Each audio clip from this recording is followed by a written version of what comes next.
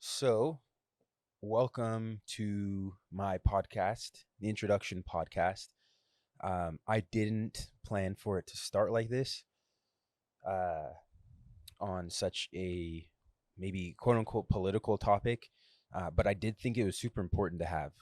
Um, the point of my podcast is to take layers, the surface layers off and really get to know and understand people and my guests that come on. Who are they past their business, past their media presence? Get to know the nitty gritty, the real deal version of them below the surface. And that's really the goal of the podcast. I love having those conversations. If you know me and we've talked for more than 5 minutes, I've probably asked, who you are, on more than a surface level than just your name. Where are you from? How do your parents' relationship affect you, et cetera, et cetera. I love diving in deep to those types of conversations. This specific podcast, I thought it was super important, in terms of the conversation. I'm not, really a political person per se, but I care about people and I care about the people that I love. And for instance, two of my best friends in the world are Orthodox Jewish. They don't have the danglies, but they're about that life. Shabbat every weekend, they keep kosher, etc., etc. Um, and to see what's happening in the media, and let's just say, for instance, everything with Kanye, I thought it was a super important conversation to have as someone that understands who they are and has a little bit of insight. I'm not Jewish. I have no plans on converting to Judaism. Sorry to the guys, because I know they might like that, but uh, I love this family. Their parents have literally provided me with opportunities that have changed my life, and I would be remiss if I didn't at least attempt to hold a conversation in which the Jewish community could be maybe more empathized with at the least. So that's what this first podcast is about. This is the first episode to my podcast. It's called the Introduction Podcast. I hope that it's received well. I hope that this goes over as I'm planning. I think it's a super important conversation, um, and I don't think it's something that we should really shy away from. If people don't necessarily agree, I would encourage you to uh, email me. I'll put it in I'll put this on YouTube. It'll be in the details.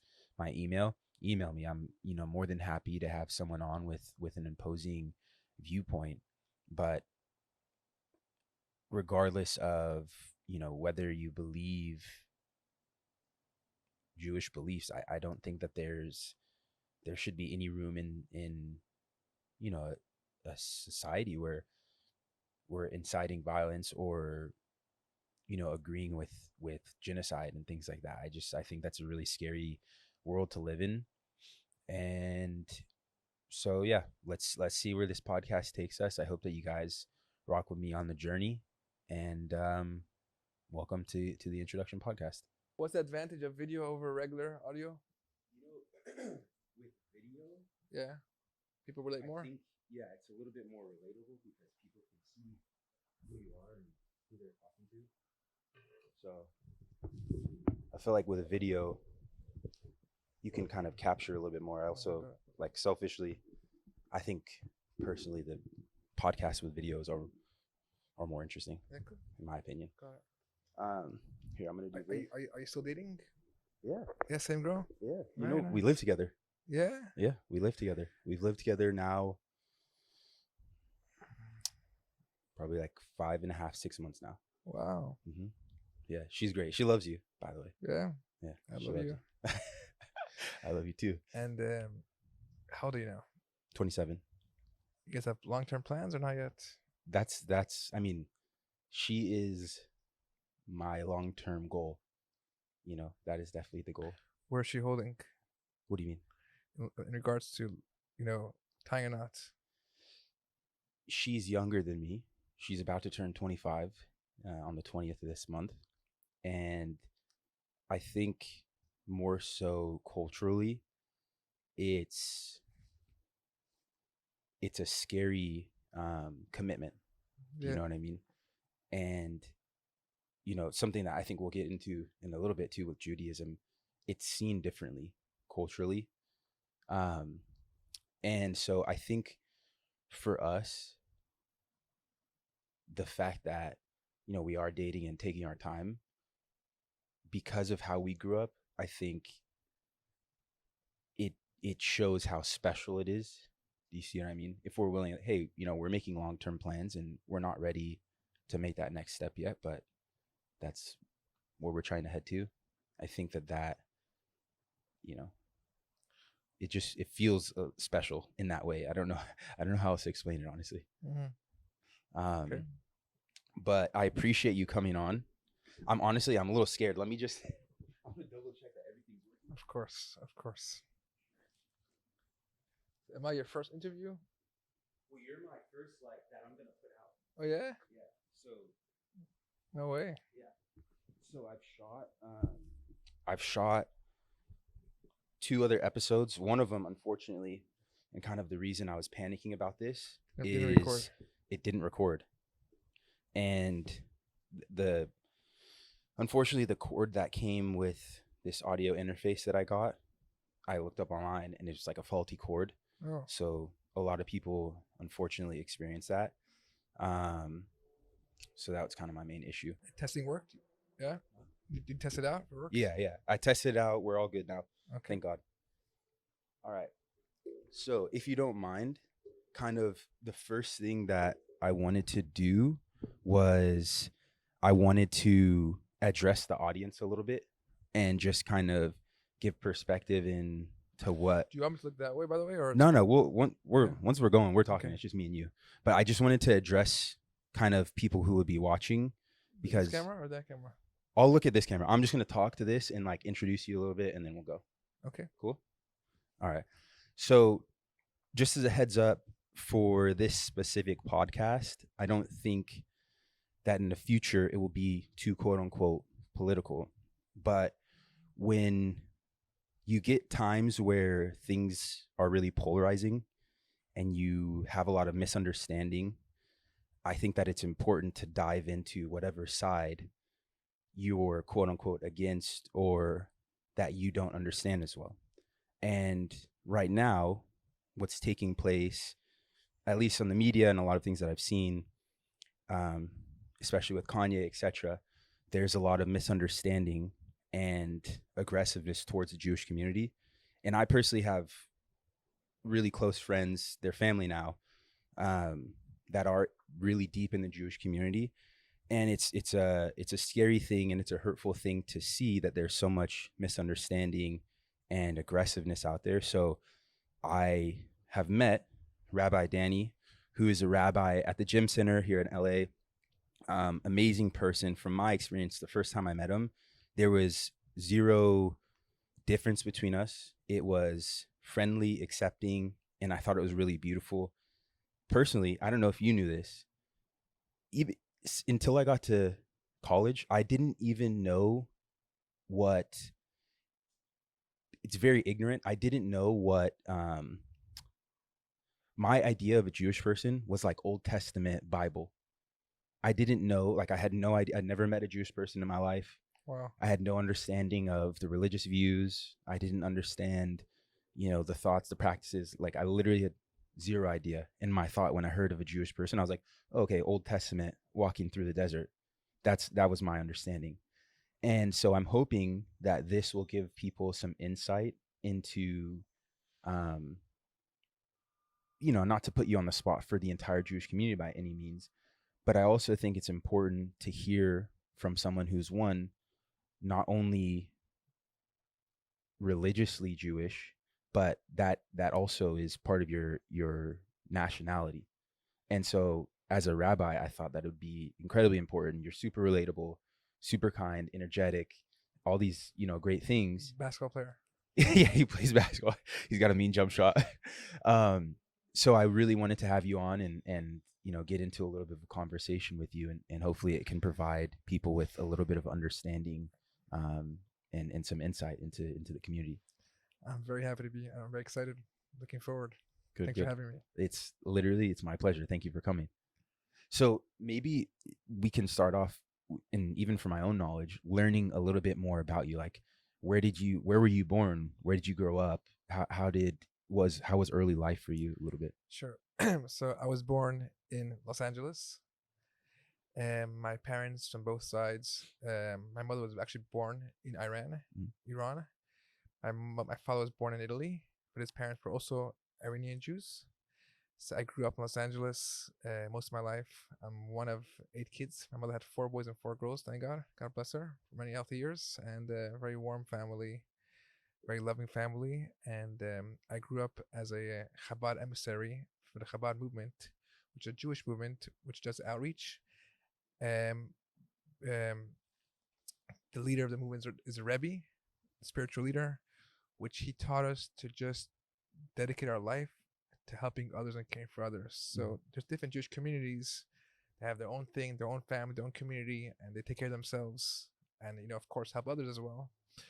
But by Chabad, this Hasidic Jewish Orthodox movement, led by the Rebbe, taught us to go out of our way to help others, even at your own cost. Mm. That's why there's about 5,500 centers in over 100 countries.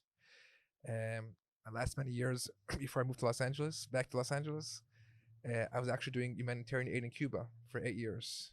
It's incredible. So I lived in LA. My parents live in LA. Still live in LA. I left when I was 15 years old. Studied abroad in yeshiva. Yeshiva is a Jewish school. Beginning my studies to become a rabbi. So I was in Paris for a couple of years. I was in New York for a couple of years studying New York. And then I lived in New York for about 13 years. I met my wife, got married in 2014. Thank God. We're blessed with 6 children. Thank God. And my wife and I both wanted to continue this path of, caring and making a difference, having a more meaningful life, not just a selfish life just to take care of myself and my family, but try to, go out of my comfort zone and try to help others. That's amazing. Okay. So can we break down a little bit Chabad, right? Can it be explained as like maybe a section or a sect of Judaism that practices differently a little bit? It's a good question. So Chabad, first of all, it's an Orthodox. It's practice Judaism in an Orthodox way. It began about 350 years ago by a rabbi called Rabbi Yisrael Baal Shem Tov in Ukraine and Russia, and that's the Hasidic groups. There's many Hasidic groups. Chabad is one branch of the Hasidic groups. Usually you see the guys with the hats and the long jackets. Some people have their little curls over here. So Chabad is one of those branches, started in Russia a few hundred years ago, and there were 7 leaders. It's called Rebbes, like Hasidic masters, spiritual masters, miracle performers. And he never came to America. And in 1951, he became the leader of the Chabad movement. And what Chabad does is, of course, it's Orthodox and it does outreach, but it also does a lot of humanitarian aid, being there for anybody. If there's a hurricane somewhere in Thailand, Chabad was the first one to go and help people, all kinds of people. Here in America, every time there's a hurricane or any other disaster, God forbid, Chabad families are there first. In Ukraine right now, there's a big Chabad community over there of rabbis like myself that took their families out of Ukraine, out of danger, and came back. There's 2 roads. The road leaving Ukraine takes days to get out. So much traffic. The road into Ukraine, there's no cars there. The only crazy guys that are coming back into Ukraine are these Chabad rabbis going to make sure everybody has what to eat, is protected, is taken care of, is called for, is cared for. And that's what it's about. That's amazing. So it's almost like, because I grew up going to Christian church, right? That was my that's my religion, and in Christianity there are like missionaries. You go on, things like that. Is that essentially, if in order to relate it, let's say, to a portion of Christianity, would that be relatable? Yes. The difference is we're not looking to convert others. You are, or you're not? We're not. Okay. It's just giving a Jewish person that didn't have an opportunity or the chance, whether they live in a community, didn't have a Jewish community, didn't have a synagogue, they don't know much. We give them a chance, an opportunity that someone cares for them, to give them a chance to educate them, in regards to their background. Mm. So, for example, I spent many years doing something called Marker Shlichet, which is basically we're sent to different isolated cities, third world countries where there's no Jewish community at all.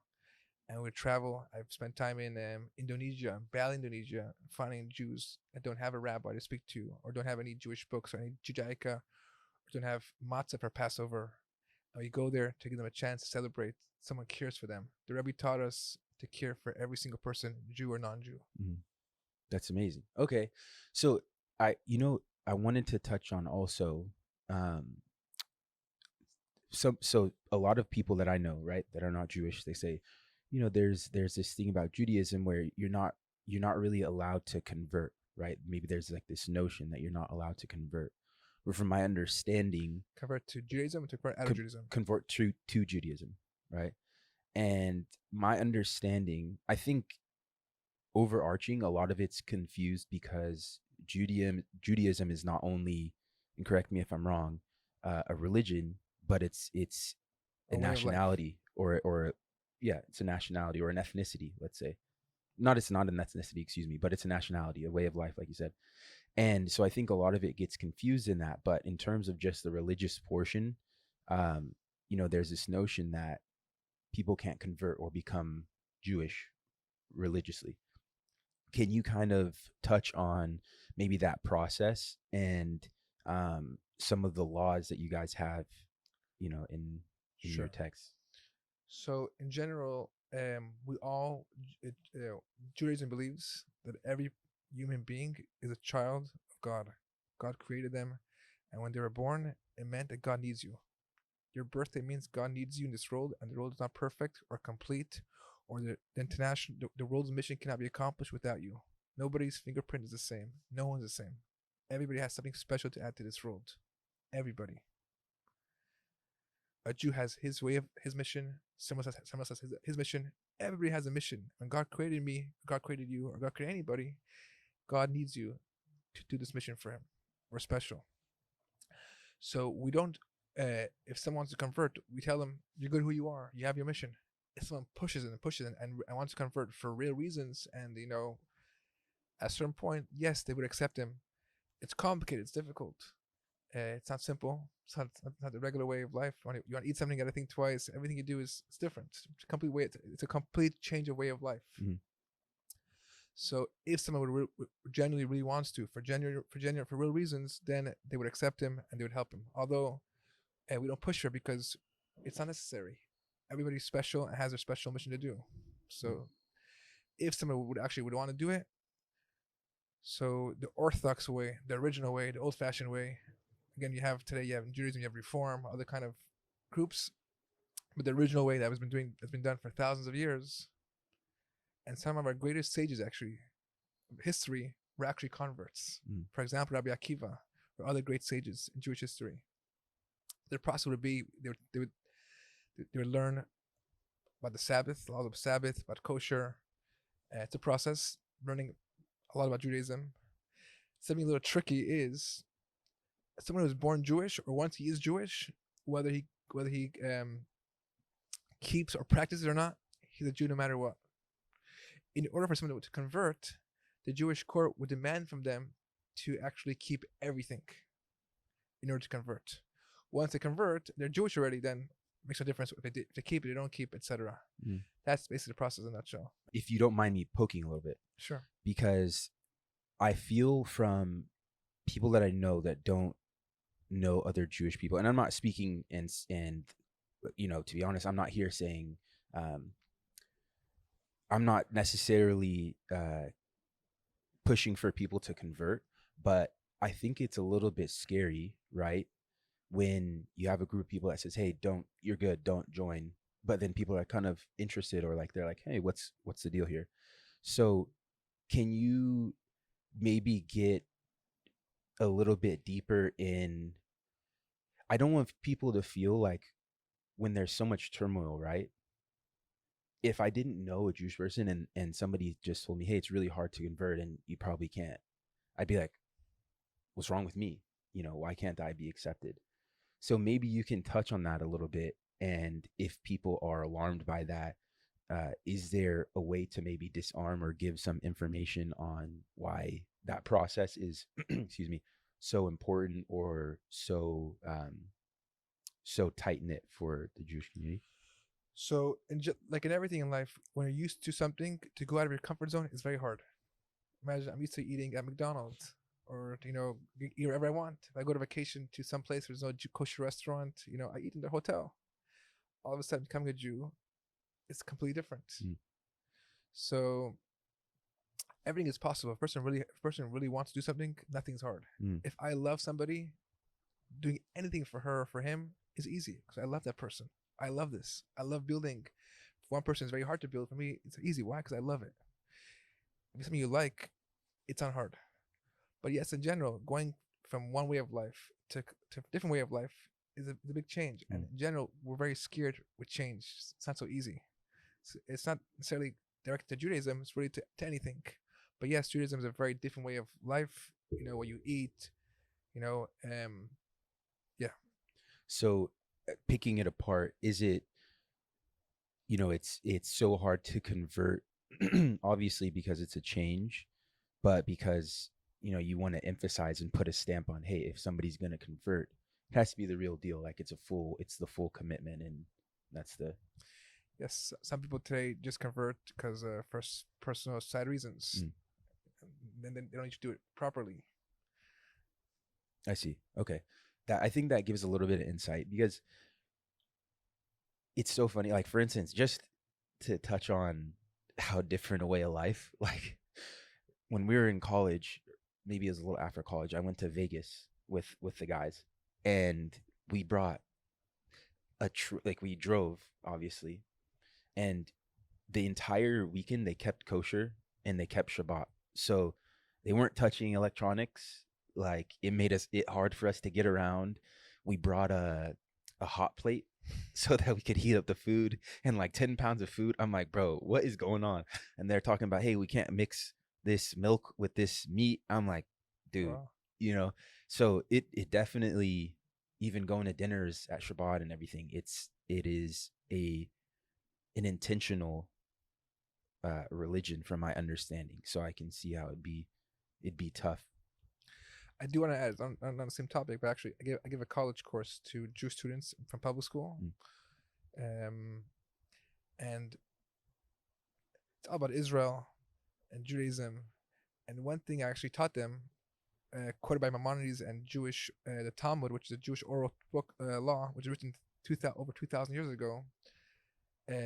Jewish law demands from Jews to take care of their own, of course, but also not their own, to take care of non-Jews, just like they take care of their own family, to even take care of their enemies, people that try to hurt them or kill them, to respect them, be there for them, whether it's charity reasons or someone needs a burial, someone needs help financially.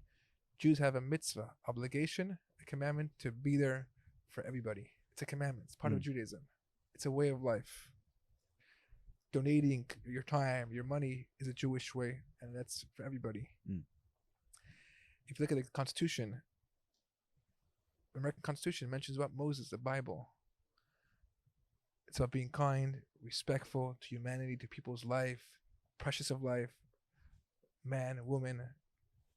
And a lot of things are relatable to everybody, whether they convert or don't convert. It's a very, there's something called the 7 laws of Noah, 7 universal laws that was given to Noah after the flood. And these are all universal laws. Again, the idea is that the many parts of the Bible, God's words, are meant for everybody, but each person has his own mission. I see. That's a beautiful, I mean, everybody has a purpose, if you boil it down a little bit. I like that. And a person can't be happy unless they have a purpose. I played tennis in 10,000 Santa Monica, the nice building over there. And I was waiting for my car to leave, and brand new, I never forget, brand new Lamborghini, highlighted green color comes out.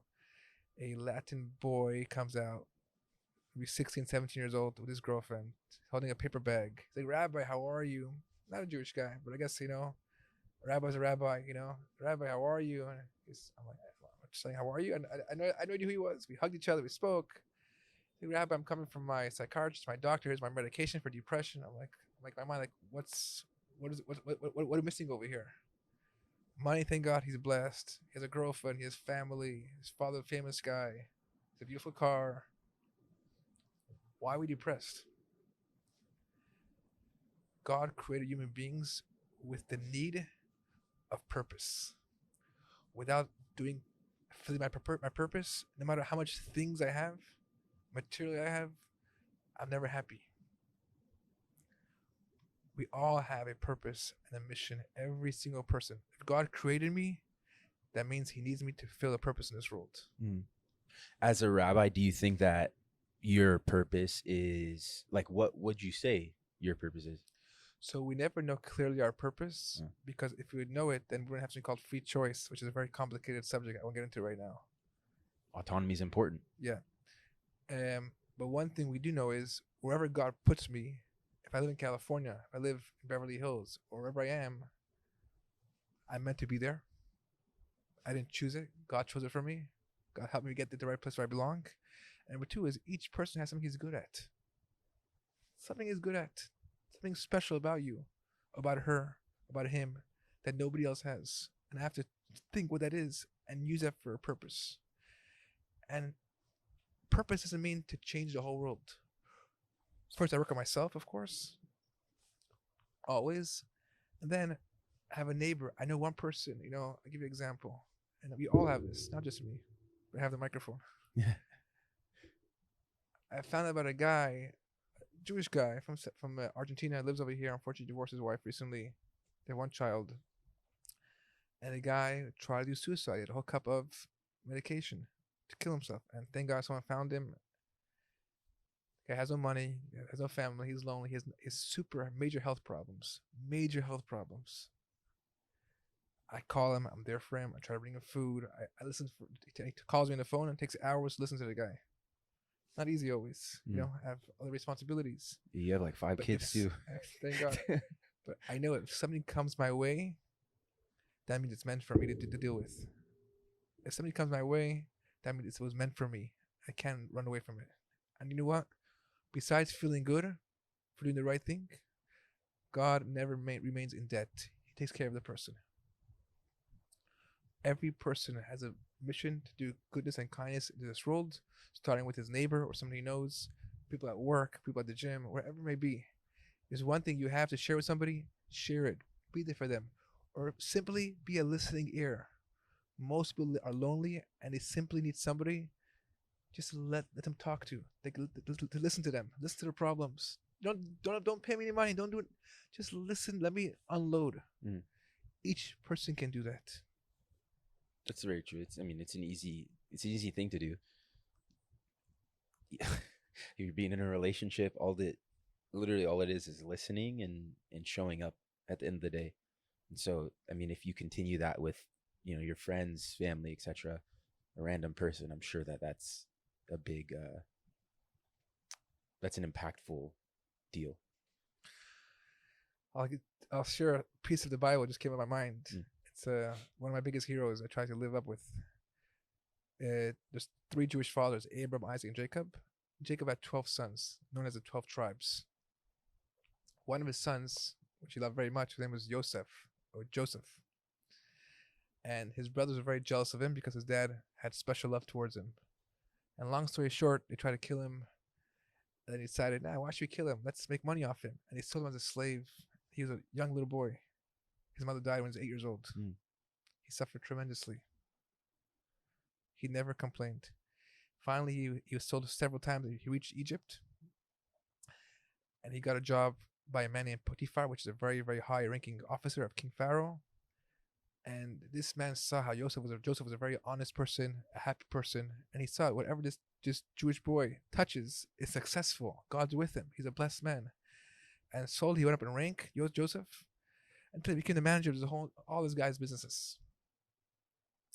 This man's wife fell in love with Joseph. And Joseph knew, I can't do that. And she always would press him, to be with her. And he always refused, until one day she grabbed his jacket when no one was home. And she said, please, let's spend time together. And he let go of his jacket and he ran out. When her husband came back, she told her husband, "This Jewish guy you brought, he tried to seduce me, and he ran away when I started screaming." And although the the Talmud says that actually he trusted Joseph more than his actual wife, but he had to do what what the media says to do, Mm. and he immediately threw him in prison. He was in an underground prison for 12 years. For 12 years for doing absolutely nothing wrong. His brother sold him, tried to kill him. He's in a different country. He was honest and did the right thing, and he was put in prison for 12 years. If that was me, I would go on suicide or have no drive. I would be cold, hard as a rock inside of me, not trust the world, be angry at the world. And guess what? King Pharaoh had two of his officers. One was a butler that would serve wine, and one was a baker. One day they were both thrown into prison. One day Joseph, which was already working in the prison, he already went up in rank. He was loved so much and trusted. Sees these two guys sad. He says, "Guys, why are you guys so sad?" They said, "We had a bad dream, and we don't know the meaning of the dream." He says, "Please tell me the meaning. Tell me your dream. Maybe God will help me. Maybe I could interpret your dream." Finally, they agreed. They told him his dream. He interpreted their dream, and his interpretation exactly what happened. Long story short, Joseph was taken out of prison, and became second in command of Egypt, the most powerful country of the time. And there's a famine for 7 years, and he thought of a plan which basically made food to feed the whole entire world. This man, this Joseph. His own family ended up coming to Egypt, not knowing this guy, this king, is their own brother, and he forgave them and he took care of them as if nothing happened. He was always cheerful, always happy. The question is, how did this guy, you're in prison right now for 12 years for doing absolutely nothing wrong. Imagine one day you see other prisoners that are sad and they're depressed. Well, they're in prison, obviously they're sad. And more importantly, you have all the reason to be sad yourself. You're going in your own trouble, your own problems. Why do you care about these guys? Why do you go out of your way to reach out to these other people, which actually work together for the same boss that you were thrown in prison for, to see how they're doing and care for them? You're suffering yourself. How can you even think about these guys? But Joseph's life, he was cheerful and he always trusted God and he always cared for somebody else. He always cared for somebody else. His caring and saying good morning to somebody else, "Why are you sad? Why this way?"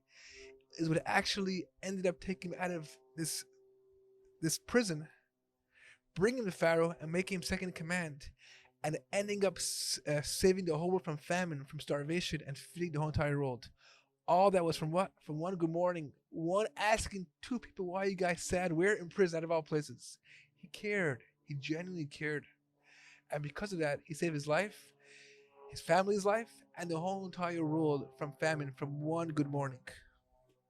So your belief essentially is like, as long as you treat your neighbor kindly with love, you're going to be rewarded at the end of it, regardless what happens. A person is always rewarded, Mm. but very importantly, we don't do the right thing because we're gonna get rewarded in 120 years or in this world. That's not in Hebrew. Charity, kindness is called tzedakah, which means tzedek, which means righteousness. It means it's the right thing, the right way. When I give charity, if I help somebody else, if I'm there for somebody else, I don't do it because I know God will pay me back and get me. I'm trying to buy this car. I'm trying to close a deal in real estate. I'm trying to marry this girl. I need some blessings. We don't do it for that reason. We do it because it's the right thing to do. Mm. Of course, God takes care of us, but we do it because it's the right thing to do. It's very, very important. I see. It's funny.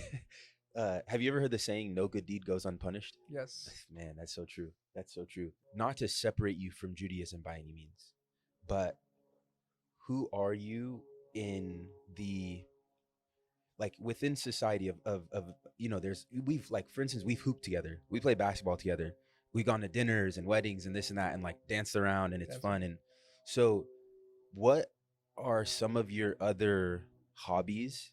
Obviously in Judaism, I know everything that you do it with the intent of your religion. But with that being said, in the real world, like, who are you? Like, you like to hoop, you like to, like, what's going on? I love that question. I appreciate that question. I love playing basketball. I play the drums. Mm. Of course, now that I'm married, now that I have other responsibilities, all this is much less. I love traveling. before I got married, I've been to over 40 countries. I speak Dang. 6 languages. Yeah, I was gonna say you were just speaking Spanish like super fluently I have a before. class every day with on Zoom with Uh, teaching class to Panama. I've been around. uh, I've been around. I speak many languages. If someone wants to buy avocados in Peru or in any other country in the world, they need a connection in any country, they call me right away. you're the plug. You know what I'm saying? I've been around. I love traveling. I love seeing nature. I love seeing God's world. I'm very curious. The last number of years here in California that I moved here about 5 years ago, I spend most of my time with students, teens, college students. I live across Beverly Hills High School. I deal with Jewish and non-Jewish students. I have a drug prevention program for teenagers to help them get off drugs, which is a major problem today. Yeah, that's huge. Massive problem. I do a lot of trips with them. We go crazy. We go to New York. I'm actually taking a group to New York February 22nd, about 100 kids. Most of the kids I deal with are kids that come from a troubled background. I have a very, very special warm spot. I don't know why. For the harder kids, the kids that most organizations run away from, I have a very close spot with them. And seeing them grow is very, very fulfilling, very precious. And these kids, I love them like my own son, like my own children. You know, if they're kicked out of the house, they come to my house. If they're hungry, they come to my house. If someone to talk to, they come to my house. If they want to play basketball with somebody, they call me up. I have a very, very warm spot for younger teens, college students. Where do you think that comes from? Like, were you my- like a little bad kid or? I can't say that. My father, God bless him for many healthy years, spent a lot of time also with troubled kids. He was in Beverly Hills High School before me. He opened the grounds for me. I live across the street from Beverly Hills High School, so I spent a lot of time with these guys and really developed a connection with them. Seeing how they grow is incredible. I had a boy, which I can't say his name, comes from a very important and a very wealthy family, Jewish family, and he had everything you could think about. With the press of a button, he could buy whatever he wanted. And he had a problem with manipulating. He stole his mother's watch, $75,000 watch from the safe. Sold to the other boy in the high school for $2,000. I right away got it back somehow. After it was within 24 hours, it was sold to 4 different people, whatever it is. Jeez. He manipulated. He was a genius, and he had a great potential, but he was falling down in every single way. And we sent him to Idaho to a wilderness program where they really, cracked him and worked hard on him. And I went to visit him twice. I was in touch with him. I kept pushing him. He's back after, usually the program's for 3 months. He was there for almost a year. He was the hardest person I ever dealt with. He's right now back. He's 17 years old. He's studying. He's working for an incredible real estate business. This program that he went to, they call him up to help other kids right now. He's incredible. He's incredible. He's an incredible kid. Seeing this change really drives me to keep going. So I love working with younger guys and girls. It is inspiring to see people like take hold of their own potential a little bit, and I guess that's something that you're seeing, especially it's, man, I mean, 17, 18, younger, like in junior high, I was no saint, you know what I mean? Thank God for my mom. She definitely got me on the right track. But if you don't have, maybe attentive parents or the specific community that you need in order to like fulfill you as a kid, it's easy to kind of get sidetracked onto something that's not so productive. Yeah. Today, people have a lot of stuff. They have money, but they're not happy. Parents give the kids credit cards, buy whatever you want. The kid doesn't want the kid's parent credit card. They want the parent. Doesn't exist, unfortunately. Was your dad a rabbi your whole life, or? It's a great question. Great question. My father was not religious at all as a kid. He came from a family completely like super not religious. But his parents were ethnically Jewish. They were Jewish. They're born Jews, but is it ethnically or nationality? Well, according to Judaism, what makes a person Jewish? If his mother's Jewish, he's Jewish. So he was born Jewish, but that was about it. And when he grew up in Italy, in Milano, and he met Chabad in Italy when he was a kid. When he was 13 years old, which is his bar mitzvah age, become a man. and secretly he studied with the rabbi over there and with friends. And then he went to New York, telling his parents he's going to learn languages. He happens to speak 9 languages. That's insane. And then he became religious, became Orthodox. And in 1979, when the Shah, the king of Iran, was being overthrown by this fanatic regime, they were killing Jews, and it was a very dangerous time for Jews. And he took out 3,000 boys when he was 19, boys and girls when he was 19 years old, children without their parents, bring them to New York via Italy, via London, feeding them, schooling them, taking care of them, which many of them today run, major business in Los Angeles. Yeah, he's a legend. Like, I mean, I'm in real estate. He's a legend in the real estate game for sure. Yes. Like, people respect him so much just because the person he is, and it's crazy too, because he's similar to you, where you guys are like so relatable. Like, my original thought of a rabbi, I would have thought of like maybe you guys being a little bit more rigid, like harder for me to, like, definitely not. We're playing basketball, somewhat regularly. So it's really refreshing.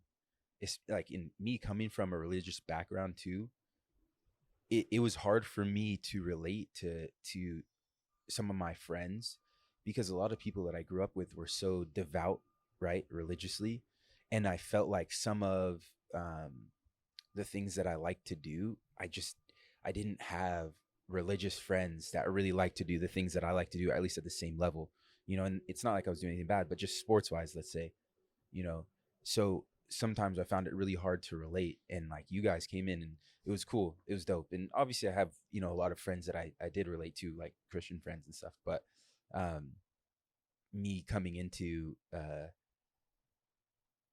kind of a community that I had nothing about, I had no knowledge about, and just being accepted, like the guys, the leads are incredible. But it has to do with you as well. You're just an incredible, super kind, I appreciate that. very, very sensitive person. I appreciate that. Really are. I appreciate that. You're a big guy. You have a big heart. Yeah. And we love you very much. Thank you. I do appreciate that. So, okay. So can I ask you kind of a hard question? Sure. Right now, I want you to touch on a couple things, actually. To my understanding, in like, is it Jewish prophecy? That's my understanding, and piece me together after. But in Jewish prophecy, it's said that there could be another time in where Jewish people are sought after, and there's like violence incited on them, and it happens every so many years or whatever, right?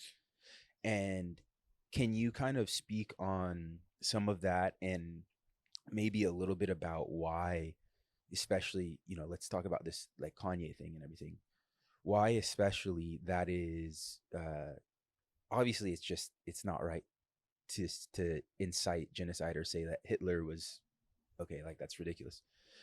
But past that, just so people have more understanding to why it's such a sensitive topic when it comes to anti-Semitism, can you kind of touch on that a little bit? I try, sure. Jews throughout history, always, not every 1,000 years, not every 100 years, always, all the time, are targets throughout history, every day.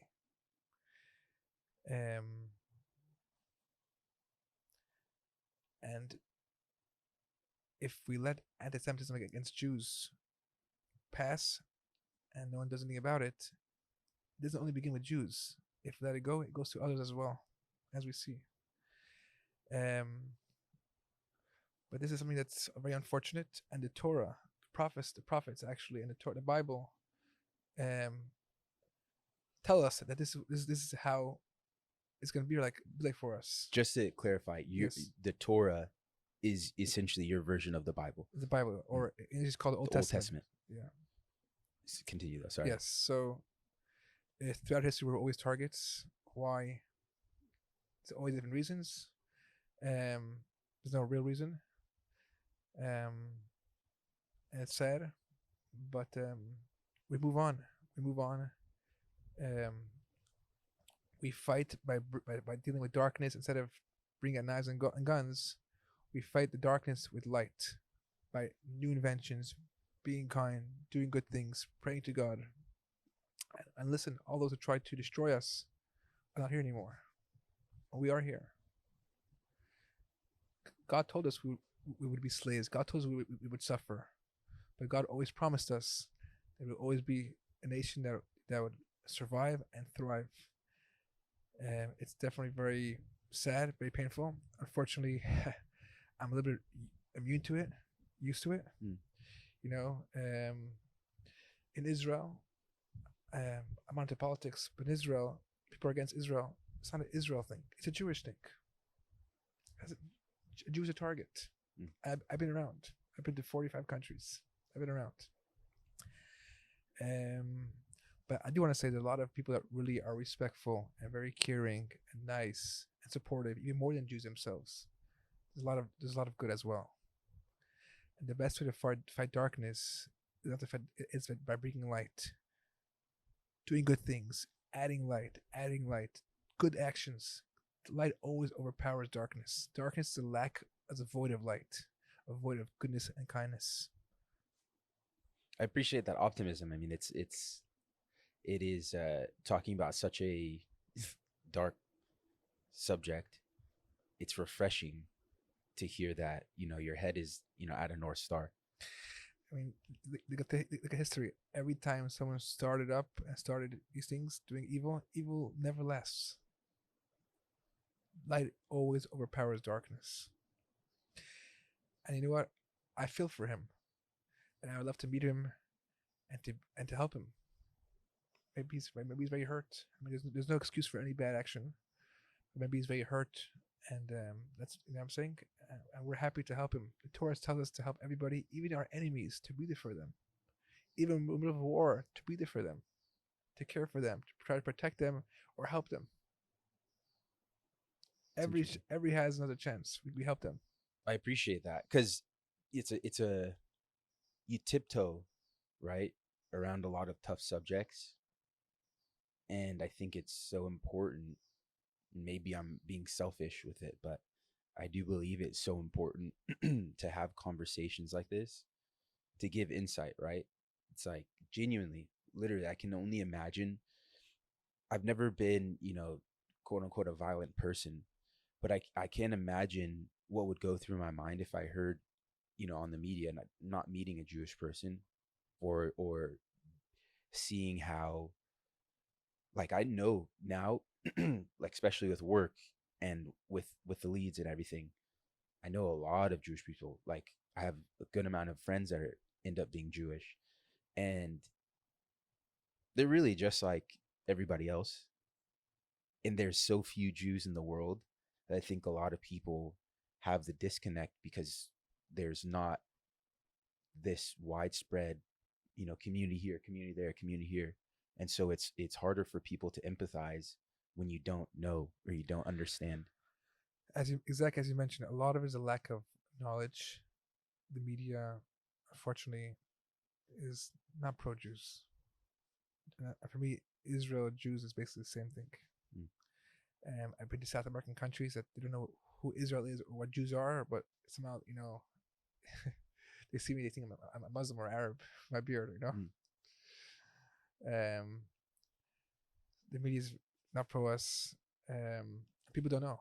As you mentioned, it's a matter of education. I know people that would hate us. Now they're the biggest supporters of ours. Lack of knowledge. We're put on media as evil, bad people.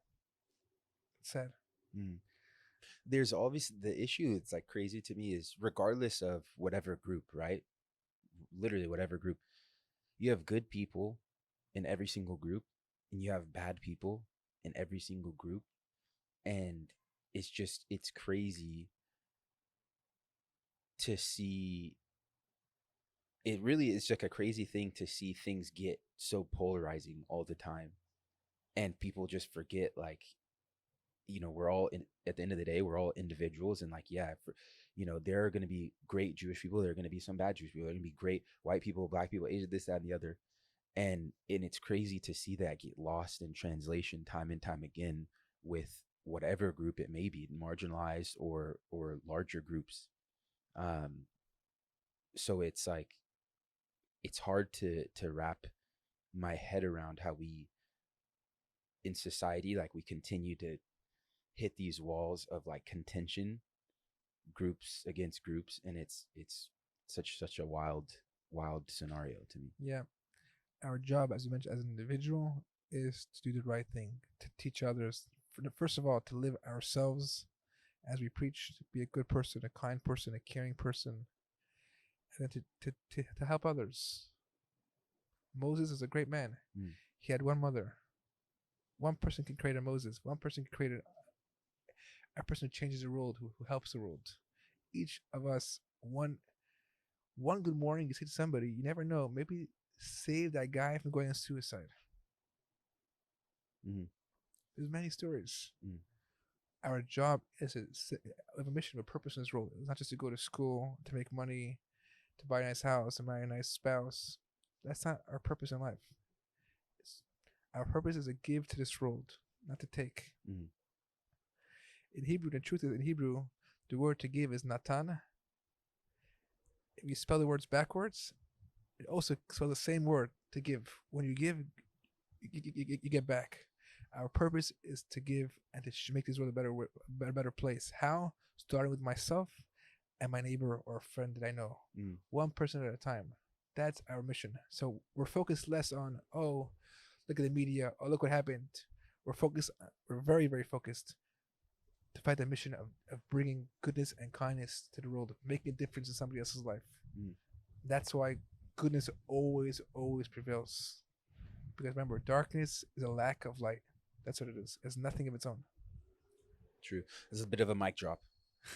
You dropped that mic. I appreciate you coming on. Thank you so much. I can understand that it's I mean, you didn't even take it. You were easy going about it. I said, hey, you want to be on a podcast? You're like, let's do it. So I appreciate that, and it was super easy. And I can imagine that being kind of highlighted for a group is such a it's a tough position to take, but I think you did it gracefully, and I hope that people that watch this maybe get a little bit more understanding in terms of like what it's, what the Jewish community is like a little bit, and maybe people can get more curious about just, understanding and getting to know people for who they are. Because I think that you're a relatable person when you get you going, and like it's nice. It's really refreshing. Thank you very much. And I really think you're going to be very, very successful with this Thank you. podcast and all your podcasts, because you're a real person and you have a real good reason to begin this.